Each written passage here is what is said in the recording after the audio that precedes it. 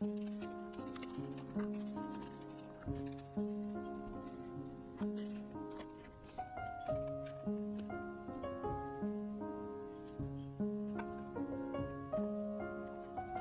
are the cards for this week.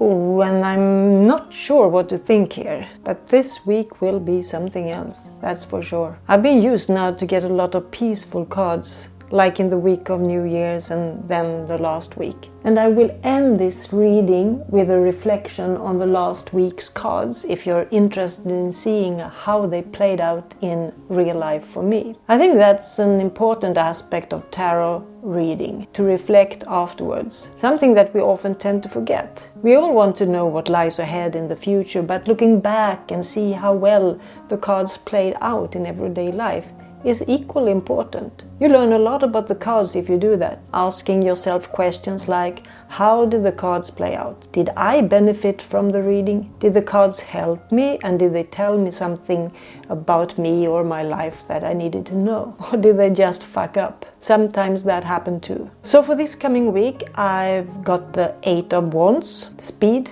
movement, action, and I got the 5 of Pentacles, hard times, distress, not feeling secure. And oh my god, I also got 5 of Wands, battle and pent-up energy and conflict. If you have more than one of the cards in a reading with 5s, there is definitely some kind of power struggle going on. And there is for sure a lot of wands here too, the element of fire and energy. And that even increases my idea that this has to do with something even beyond my immediate personal life and surrounding. When looking at these cards, I almost get a bit scared. There is a lot of quick things happening now, some demonstration of a battle that will leave me devastated. A lot of conflict energy in the air. Frantic things are happening quickly now. The 8 of Wands, and all of this is leaving me feeling distraught. I'm not sure it's a real battle of life and death. There are no heavy swords card here with blood and battle, but it could be a fake battle of some kind. What immediately comes to my mind is the political situation of my country at the moment. It's quite worrisome actually. Over 100 military vehicles with crew have been shipped to Gotland, Sweden's biggest island in the Baltic Sea, in order to reinforce the troops there. This operation is taking place at the same time as Russia has increased its military presence not only around Ukraine but also with several military ships in the Baltic Sea. So Sweden wants to show that we are prepared and can fight back in case the Russians get an idea to invade Sweden. For people living in Gotland, a peaceful island, I cannot imagine the strange feeling among those living there. Swedes are normally not used to see military tanks in action,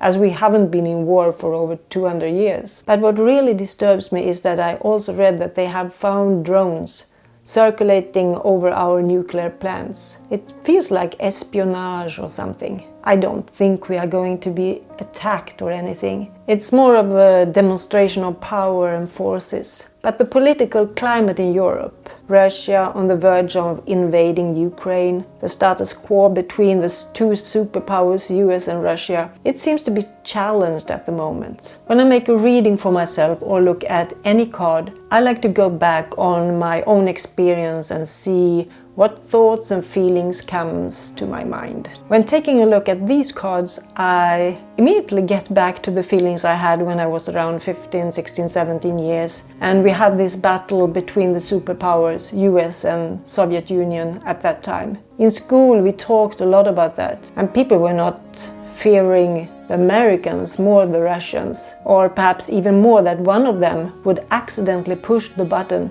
and start a global nuclear war. Reagan and Brezhnev, these guys were viewed as unstable leaders that couldn't be trusted at all. Stupid boys that might end up hitting one another severely in the sandbox. In school we watched fictional movies of what could happen if someone started a nuclear war or bombed a nuclear plant. The closest one to Stockholm is Forsmark, 139 kilometers north of the city, and it takes less than 2 hours to travel there by car. And we watched these fictional movies of how a severe leak of radiation or a nuclear bomb would kill and destroy everything in a huge area. And in 1986, Chernobyl happened. That was a nuclear accident, but at first we didn't know. We had high radiation in the area where Sweden's nuclear plant Forsmark is situated. And at first we thought it was a leak coming out from that one, but it wasn't. It was a nuclear cloud from Russia that happened to rain over Sweden in that specific area. And at that time our family lived in a big house in the countryside,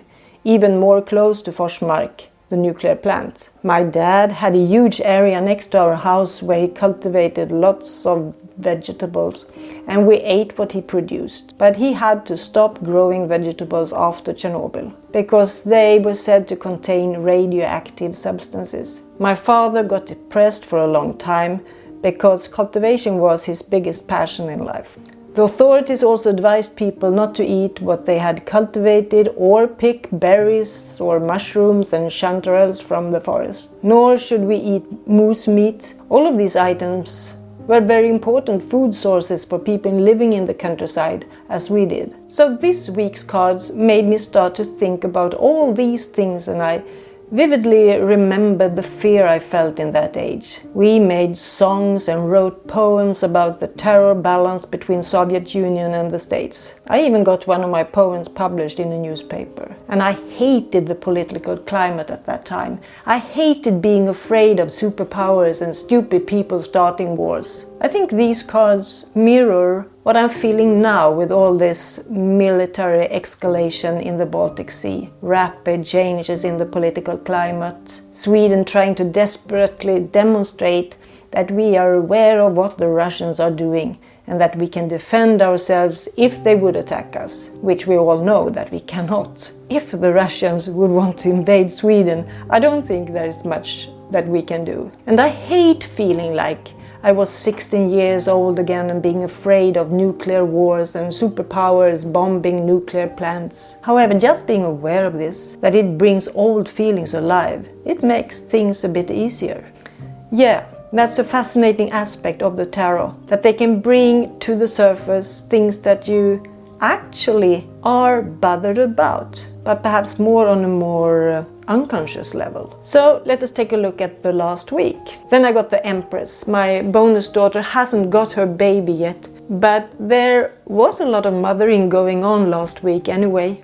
My oldest son came home from abroad, and that was nice. However, he thought he had malaria, so I had to drive him to the hospital twice in the middle of the night. But I don't think it was malaria. Might be some stomach issue. But when it comes to your kids, you can do a lot of things. And I was so tired that day because I had been working all day and we had had our first show. I'm part of an improv group, and I got so tired, and then when I went to the hospital I got stopped by the police for the first time to have this alcohol check. I've never ever experienced that before. And luckily I, for some reason, didn't take the usual glass of champagne that we were offered after the show. I also dreamt a lot about my son's older sister, my bonus daughter, and her pregnancy. And in one of the dreams I was able to see the baby's face through the skin of the mother's stomach.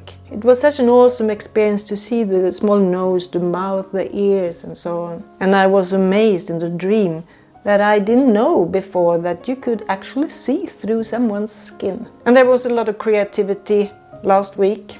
We were playing a lot of shows, and this will be my last week with this group of people. I'm leaving improv theater for a while, so I'm celebrating that things are coming to an end, the word card. Actually, I'm deliberately thinking before I go out on the stage that this is the last time with these guys, the Six of Cups, celebrating all the fond memories I've had with these guys, thinking about them with love and warmth. Yeah, I really appreciate this group of people. It's not because of them I'm leaving. I'm just longing for do something else theater-wise. I've been doing improv now for quite a long time.